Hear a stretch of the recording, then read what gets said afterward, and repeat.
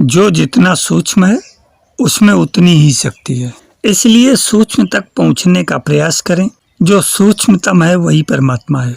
जगत में जो कुछ भी है सब एक तत्व है। सूक्ष्मतम को हम आत्मा कहते हैं और स्थूलतम को शरीर। जो कुछ छोटे परिमाण में इस शरीर में है वही बड़े परिमाण में विश्व में है। जो पिंड में है वही ब्रह्मांड में है। ये हमारा विश्व ठीक इसी प्रकार का है। बहिरंग में स्थूल घनत्व है और जैसे जैसे ये ऊंचा चढ़ता है वैसे वैसे सूक्ष्मतर होता जाता है और अंत में परमेश्वर रूप बन जाता है। हम ये भी जानते हैं कि सबसे अधिक शक्ति सूक्ष्म में है, स्थूल में नहीं। एक मनुष्य भारी वजन उठाता है, उसकी पेशियां फूल जाती हैं और संपूर्ण शरीर पर परिश्रम के चिन्ह दिखने लगते हैं। हम समझते हैं कि मांसपेशियां बहुत शक्तिशाली हैं, परंतु असल में जो मांसपेशियों को शक्ति देते हैं वे तो धागे के समान पतले तंतु नर्व्स हैं। जिस क्षण इन तंतुओं में से एक का भी पेशियों से संबंध टूट जाता है उसी क्षण वे पेशियां बेकाम हो जाती हैं। ये छोटे छोटे तंतु किसी अन्य सूक्ष्मतर वस्तु से अपनी शक्ति ग्रहण करते हैं और वह सूक्ष्मतर वस्तु फिर अपने से भी अधिक सूक्ष्म विचारों से शक्ति ग्रहण करती है। इसी तरह यह क्रम चलता रहता है। इसलिए यह सूक्ष्म तत्व ही है जो शक्ति का अधिष्ठान है। स्थूल में होने वाली गति हम अवश्य देख सकते हैं, परंतु सूक्ष्म में होने वाली गति हम देख नहीं सकते। जब स्थूल वस्तुएं गति करती हैं तो हमें उसका बोध होता है, इसलिए हम स्वाभाविक ही गति का संबंध स्थूल से जोड़ देते हैं, परंतु वास्तव में सारी शक्ति सूक्ष्म में ही है। सूक्ष्म में होने वाली गति हम देख नहीं सकते। शायद इसका कारण यह है कि वह गति इतनी तीव्र होती है कि हम उसका अनुभव ही नहीं कर सकते। परंतु यदि कोई शास्त्र या कोई शोध इन सूक्ष्म शक्तियों के ग्रहण करने में मदद दे तो ये व्यक्त विश्व ही जो इन शक्तियों का परिणाम है हमारे अधीन हो जाएगा। पानी का एक बुलबुला झील की तली से निकलता है, वह ऊपर आता है, परंतु हम उसे देख नहीं सकते जब तक कि वह सतह पर आकर फूट नहीं जाता। इसी तरह विचार अधिक विकसित हो जाने पर या कार्य में परिणत हो जाने पर ही देखे जा सकते हैं। हम सदा यही कहा करते हैं कि हमारे कर्मों पर, हमारे विचारों पर हमारा अधिकार नहीं चलता। ये अधिकार हम कैसे प्राप्त कर सकते हैं? यदि हम सूक्ष्म गतियों पर नियंत्रण कर सकें और विचार के विचार बनने एवं कार्य रूप में परिणत होने के पूर्व ही यदि उसको मूल में ही अधीन कर सकें तो इस सब को नियंत्रित करना हमारे लिए संभव होगा। विचार हमारे सूक्ष्मतम संस्थानों से, स्थितियों से उद्गत होते हैं। इन विचारों पर नियंत्रण रखना एक कठिन काम है, लेकिन ये संभव नहीं है। इसके लिए अपने मन को समझना होगा और उसके नियंत्रित करने के उपाय करने होंगे। विचारों पर नियंत्रण करने के कई फायदे होते हैं। जैसे पहला है, अपने लक्ष्यों को हासिल करने में मदद मिलती है। दूसरा है, आत्मविश्वास बढ़ता है और विकास मानसिकता विकसित होती है। तीसरा है, नकारात्मक विचारों से बचने में मदद मिलती है। चौथा है, सकारात्मक सोच बनाए रखने में मदद मिलती है। पांचवा है, ध्यान केंद्रित करने में मदद मिलती है। छठा है, जीवन के संघर्षों का सामना करने में मदद मिलती है। अब यहाँ प्रश्न ये है कि विचारों पर नियंत्रण रखने के उपाय क्या अपनाए जा सकते हैं। तो पहला है कि अपने विचारों को पहचानें, नकारात्मक विचारों को तुरंत रोकें, गहरी सांस लें, किसी दूसरे विषय पर सोचें, कोई शारीरिक गतिविधि करें और अपने विचारों का अवलोकन करें। मनुष्य के विचार ही उसे दुखी और सुखी बनाते हैं। जिसके विचार नियंत्रित हैं वही सुखी है। दुखी मनुष्य अपने दुख का कारण स्वयं को न मानकर किसी बाह्य पदार्थ को मान लेता है। इस प्रकार की मानसिक क्रिया को आधुनिक मनोविज्ञान में आरोपण क्रिया कहते हैं। इस प्रकार कतिपय व्यक्ति अपने शत्रुओं, मित्रों एवं संबंधियों को और कोई अपने भाग्य को ही कोसा करते हैं। वे अपनी ओर नहीं देखते। आत्मनिरीक्षण करने वाला व्यक्ति शीघ्र ही समझ जाता है कि विचार ही मनुष्य के शत्रु, मित्र, संबंधी अथवा भाग्य होते हैं। जिस मनुष्य के विचार उसके अनुकूल हैं वह सभी प्रकार के लोगों, परिस्थितियों और भाग्य को अपने अनुकूल पाता है। विचारों के दूषित हो जाने पर वातावरण दूषित हो जाता है और मित्र शत्रु और सफलता विफलता बन जाती है। विचारों को अनुकूल बनाना सरल नहीं है। विचार अभ्यास से अनुकूल अथवा प्रतिकूल होते हैं। जो मनुष्य जिन विचारों का आदी हो जाता है उसके मन में वही विचार बहुधा आते हैं। सांसारिक बातों का चिंतन करने वाले व्यक्ति को उन्हीं विचारों में रस मिलता है। ज्ञान चर्चा उसके लिए रसहीन होती है। ज्ञान चर्चा मनुष्य की इच्छाओं का नियंत्रण करती है, उनकी तृप्ति नहीं करती। अतएव इस प्रकार की चर्चा में आनंद की अनुभूति करना एक स्वाभाविक सी बात होती है। विचारों पर धीरे धीरे नियंत्रण हो पाता है। सभी आवेशपूर्ण विचार मन को निर्बल बनाते हैं। कितने ही लोग अपने विचारों से अत्यंत परेशान रहते हैं। वे अपने विचारों को मन से निकालना चाहते हैं, पर वे विचार प्रबल से प्रबलतर होते जाते हैं। ऐसी अवस्था में कभी कभी मनुष्य विक्षिप्त तक होता देखा गया है। इस प्रकार की स्थिति मानसिक दुर्बलता का परिणाम होती है। यह मानसिक दुर्बलता बार बार आवेशपूर्ण विचारों को मन में आने देने से उत्पन्न होती है। हर समय विचारों को नियंत्रण में रखने की चेष्टा करने से मनुष्य की इच्छा शक्ति बलवान हो जाती है। मानव स्वभाव स्वभावतः पाशविक प्रवृत्तियों की ओर दौड़ता है। जब हमारे पास कोई उपयोगी कार्य नहीं होता, हम बरबस पाशविक प्रवृत्तियों की तुष्ट में लग जाते हैं। अतएव सत्कार में अपने आप को लगाए रखना बुरे विचारों के नियंत्रण के लिए आवश्यक है। अवांछनीय विचारों के नियंत्रीकरण का सबसे सुंदर उपाय भगवान बुद्ध ने बताया है। यह उपाय उदान नामक बौद्ध ग्रंथ में उल्लिखित है।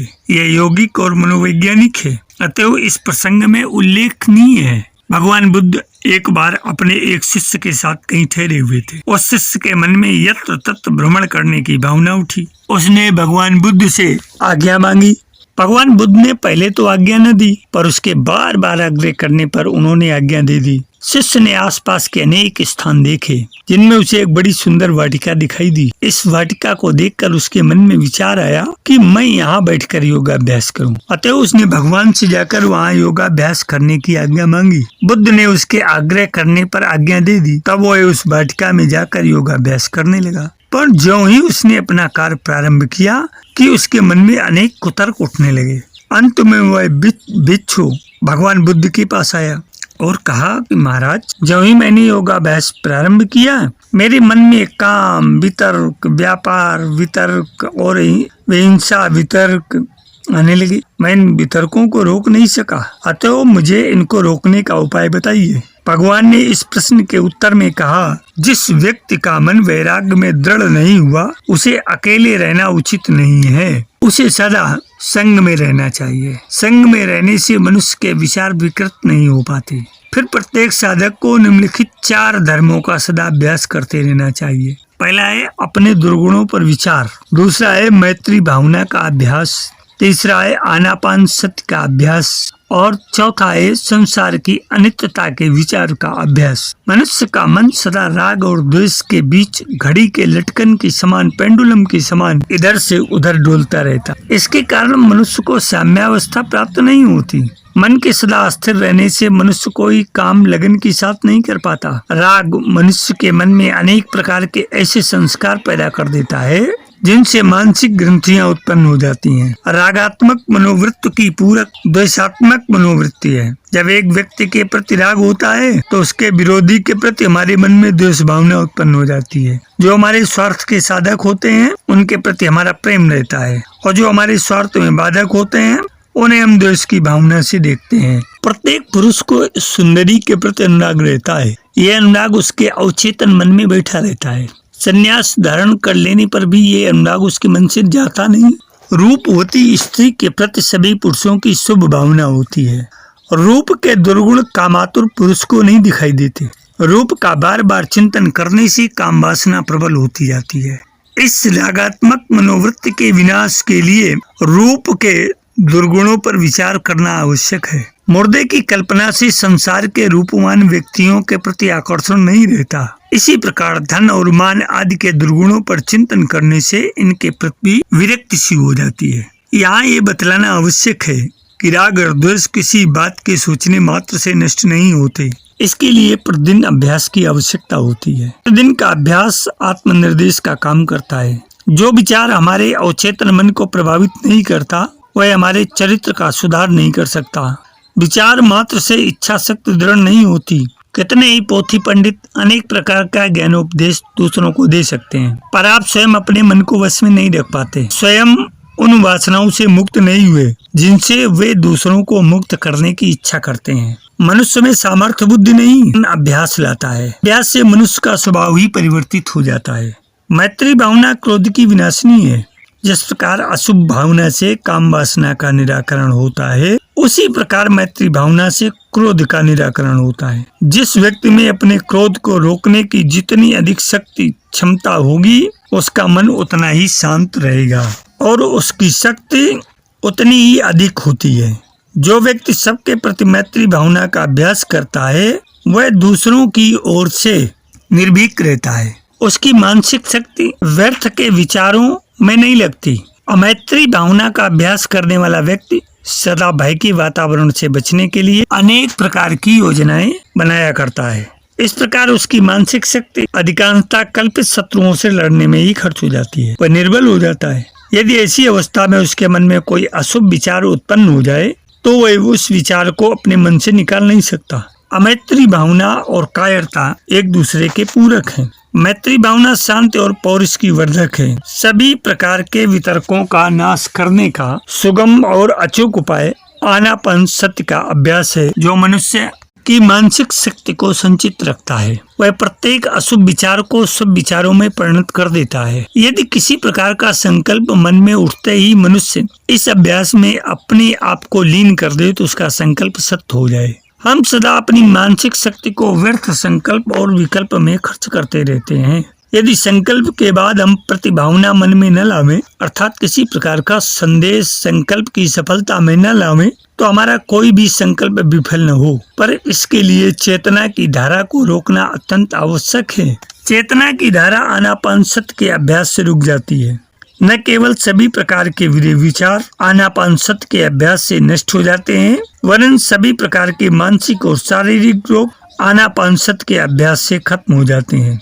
आधुनिक मनोविज्ञान की यह एक मौलिक खोज है कि आत्मनिर्देश से मनुष्य अपनी मानसिक और शारीरिक सभी प्रकार की बीमारियों का समूल नष्ट कर सकता है, और आत्मनिर्देश का उचित उपयोग करना साधारण व्यक्ति के लिए संभव नहीं। इच्छा और शुभ आत्मनिर्देश साथ नहीं देते। जो मनुष्य इच्छा को मार सकता है, वही आत्मनिर्देश का वास्तविक लाभ उठा सकता है। इच्छा को मारने के लिए चेतना के प्रवाह को रोकना आवश्यक है, और ये आनापान सत्य से ही संभव है। जो व्यक्ति अपनी चैतन्य को अलग कर देने में जितना समर्थ होता है, वह शुभ आत्मनिर्देश से उतना ही लाभ उठाता है। संसार की अनित्यता का अभ्यास अहंकार का विनाशक है। जिस व्यक्ति का अहंकार जितना अधिक होता है, उसके दुख भी उतने ही अधिक होते हैं। अहंकार की वृद्धि एक प्रकार का पागलपन है। अहंकारी पुरुष जिद्दी होता है। वह जिस बात को सत्य मान बैठता है, उसके प्रतिकूल किसी की कुछ भी सुनने को तैयार नहीं होता। जो उसका विरोध करते हैं, वह उसका घोर शत्रु हो जाता है। जिस व्यक्ति का अहंकार जितना अधिक होता है, उसके शत्रु भी उतने ही अधिक होते हैं। अपने अहंकार के कारण वह इतनी शत्रुओं को पैदा कर लेता है, वह अपने शत्रुओं के विनाश की इच्छा करता है रहता है। पीछे उसके ये विचार आत्मविनाश के विचारों का रूप धारण कर लेते हैं। मेरे अध्यात्म प्रेमी जिज्ञासु मित्रों, आधुनिक मनोविज्ञान का यह एक सरल सिद्धांत है कि दूसरों के विनाश के विचार ही आत्मविनाश के विचारों में परिणत हो जाते हैं। परघात और आत्मघात की भावनाएं एक दूसरे की पूरक हैं। हमारे चेतन मन में यदि एक प्रकार की भावनाएं प्रबल होती हैं, तो हमारे अचेतन मन में दूसरे प्रकार की भावनाएं प्रबल हो जाती हैं। इस प्रकार दूसरे के विनाश की इच्छा रखने वाला व्यक्ति अपना ही विनाश कर डालता है। जो व्यक्ति अहंकार की भावना से मुक्त हो जाता है, उसका कोई शत्रु नहीं रहता, उसके विचार भी उसके शत्रु नहीं होते। ऐसे व्यक्ति को किसी प्रकार की विक्षिप्तता नहीं सताती। अहंकार रहित व्यक्ति के विचार सर्वात्मा के विचार होते हैं। विश्व में नव स्पंदन पैदा करने की उसमें शक्ति आ जाती है। अहंकार मनुष्य की आध्यात्मिक शक्ति के विनाश का सूचक है। मनुष्य में आध्यात्मिकता का उदय होते ही अहंकार का विनाश हो जाता है। वह स्वयं को सभी प्राणियों में देखने लगता है। उसका मन इस प्रकार शांत और आनंदमय हो जाता है। संसार के वैभव की सत्यता में विश्वास रखने वाले व्यक्ति में अहंकार का भाव होना असंभव है। प्रस्तुत वीडियो अंक सूक्ष्म से सूक्ष्मतर हमारे पराभौतिक जीवन की सूक्ष्म जीवन की कहानियों की एक लड़ी है, जिसे अगर आप समझ सकें तो जीवन के उलझाव सता कम होते चले जाएंगे और आप एक उस चरम शिखर को प्राप्त करने में, समझने में आपसे विलंब नहीं हो सकेगा। आशा है ये वीडियो अंक आपको पसंद आएगा। अंत में इसको अगर आपको अच्छा लगे तो लाइक, शेयर, सब्सक्राइब, कमेंट अवश्य करें। सफल जीवन की यात्रा के संग में आज इतना ही। धन्यवाद।